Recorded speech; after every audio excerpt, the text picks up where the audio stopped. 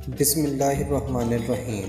السلام علیکم دوستو، شروع کرتے ہیں اللہ کے بابرکت نام سے، جس کے قبضہ قدرت میں میری جان ہے اور وہ دلوں کے بھید خوب جانتا ہے، اور جس نے ہر ذی روح کو پیدا کیا اور اس دنیا میں ایک خاص مقصد کے لیے اس کی تخلیق کی۔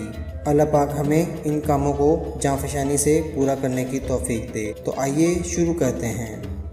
کرولس عثمان کا سیزن نمبر 2 اور قسط نمبر 255۔ دوستو، اس سے پہلی قسط میں آپ نے دیکھا ہوگا مرکزی خیمے میں عثمان اور بالا خاتون آپس میں باتیں کر رہے ہوتے ہیں، جس پر عثمان بالا خاتون سے اپنے دوستوں اور دشمنوں کے احوال بیان کر رہے ہوتے ہیں۔ اس قسط کے آغاز میں دکھایا جاتا ہے عثمان اپنے سپاہیوں کے ہمراہ جنگل میں اپنے گھوڑوں پر سوار ان کو سرپٹ دوڑاتے ہوئے دکھایا جاتا ہے، جو اس تبادلے والی جگہ پر جا رہے ہوتے ہیں، جن کے ساتھ گندوز اور آئیگل خاتون بھی ہوتی ہیں، جبکہ دوسری جانب گورنر آرس کا قافلہ دکھایا جاتا ہے، جس کی کمان گوک توک کر رہے ہوتے ہیں، اور وہ عثمان صاحب کے پلان کے مطابق گورنر کو اس جگہ لے جاتے ہوئے دکھایا جاتا ہے۔ وہ جنگل میں گزر کر اس جگہ جا رہے ہوتے ہیں، گوک توک ادھر ادھر کا جائزہ لے کر آگے بڑھ رہے ہوتے ہیں، اور جرکتائی بھی ان کے ساتھ ہوتے ہیں۔ وہ جب ایک میدان سے گزر رہے ہوتے ہیں تو اسی دوران ایک تیر گورنر آرس کے سینے میں پیوست ہو جاتا ہے اور وہ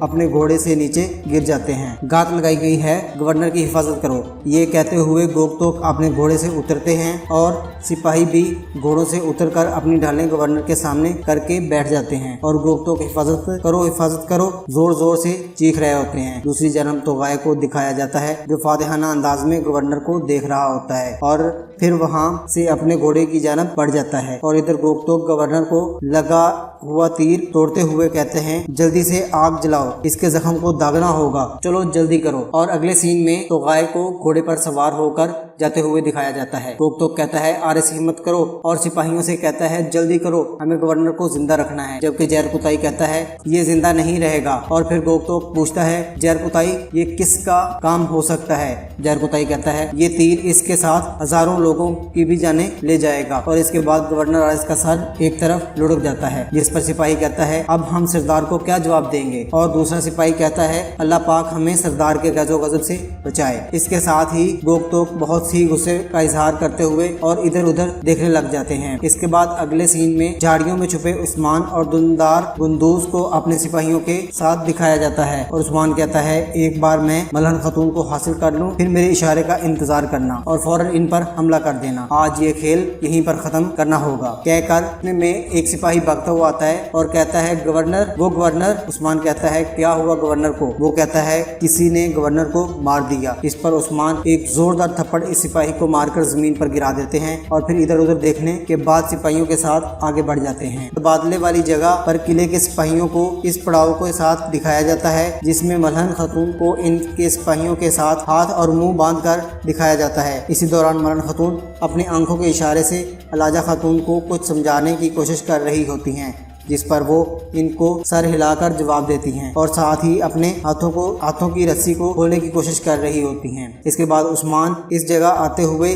دکھایا جاتا ہے جہاں گورنر آرس کو تیر لگا ہوتا ہے، اور گوک توک گورنر کی لاش کے پاس کھڑا ہوتا ہے۔ عثمان جیسے ہی پاس آتے ہیں تو گوک توک آگے بڑھتا ہے، تو عثمان اس کو ایک زوردار تھپڑ رسید کر ایک طرف کر دیتے ہیں، اور آگے بڑھتے ہیں تو دوسرا سپاہی آتا ہے، اس کو بھی ایک زوردار تھپڑ مارتے ہیں، اور گورنر کے پاس آ کر اسے دیکھنے لگ جاتے ہیں، جبکہ دندار صاحب پوچھتے ہیں، یہ سب کس کا کام ہو سکتا ہے عثمان صاحب؟ اور گندوز کہتے ہیں، اگر یہ کام نیکولا کا نہیں ہے تو وہ کون کر سکتا ہے؟ عثمان کہتا ہے، اگر توغائے نیکولا کے ساتھ نہ ملا ہوتا تو میں کہتا یہ کام توغائے کا ہو سکتا ہے۔ اس کے بعد نیکولا کو اس کے قافلے کے ساتھ دکھایا جاتا ہے، جس پر وہ ملہن خاتون کو لے کر تبادلے والی جگہ پر آ رہے ہوتے ہیں، جبکہ ان کو دیکھ کر ایک سپاہی کہتا ہے، جناب وہ آ رہے ہیں، اور وہ ایک جگہ آ کر رک جاتے ہیں، اور نیکولا سامنے آ جاتا ہے، اور پھر عثمان بھی سامنے آ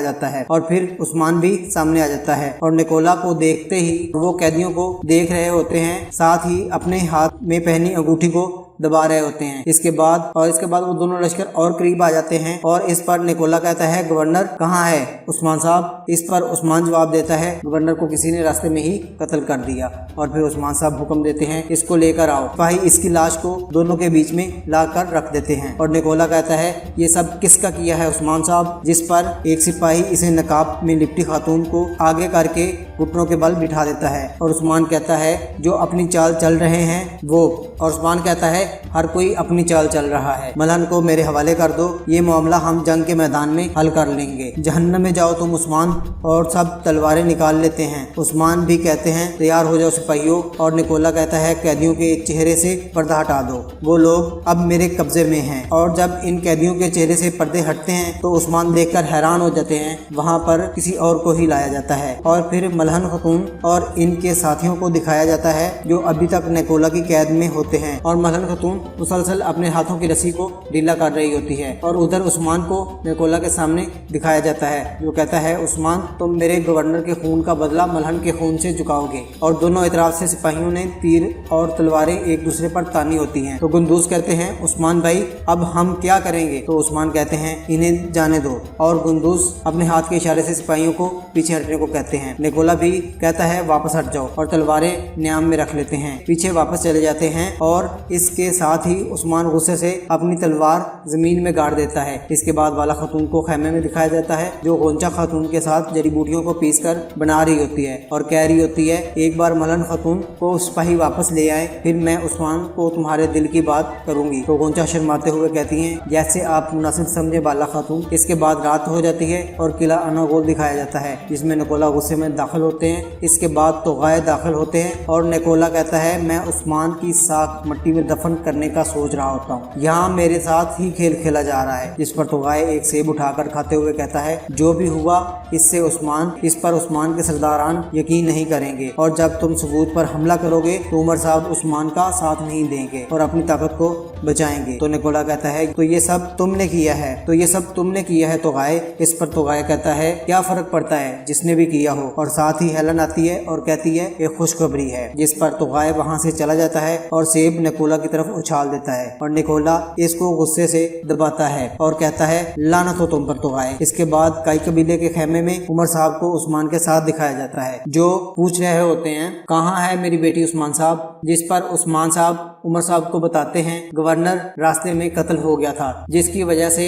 अभी तक मलहन खतून निकोला की कैद में है। इस पर उमर कहते हैं, उस्मान साहब अभी तक आप मुझे इस सब से दूर रखने की कोशिश कर रहे हैं, अगर आप इजाजत दें तो मैं इस मामले को खुद देखना चाहता हूं और अपने कबीले वापस जाना चाहता हूं। इसी दौरान एक सिपाही अंदर आने की इजाजत मांगता है और एक खत उस्मान को देकर वापस चला जाता है और उस्मान ये खत पढ़कर खुश हो जाते हैं और उमर साहब से मुखातिब होकर कहते हैं, आपको जल्द इजाजत दे दी जाएगी, मगर इस वक्त तक आप कोई भी कदम खुद से नहीं उठाएंगे। इसके बाद उमर साहब चले जाते हैं और उस्मान इस खत को देखकर मुस्कुराने और सोचने लग जाते हैं। और इसके बाद हेलन को दिखाया जाता है, जो जिंदान में आकर मलहन खतून को ले जाती है और मलहन खतून के सिपाही चिल्ला रहे होते हैं, कहाँ ले जा रहे हो खातून। और फिर एक बार उस्मान साहब को दिखाया जाता है, जो इस खत को लेकर कुछ सोच रहे होते हैं और यूं इस किस्त का इख्तिताम हो जाता है। अगर आपने हमारा चैनल सब्सक्राइब नहीं किया तो इसको सब्सक्राइब कर लें ताकि आपको नई इन्फॉर्मेशन मिलती रहे।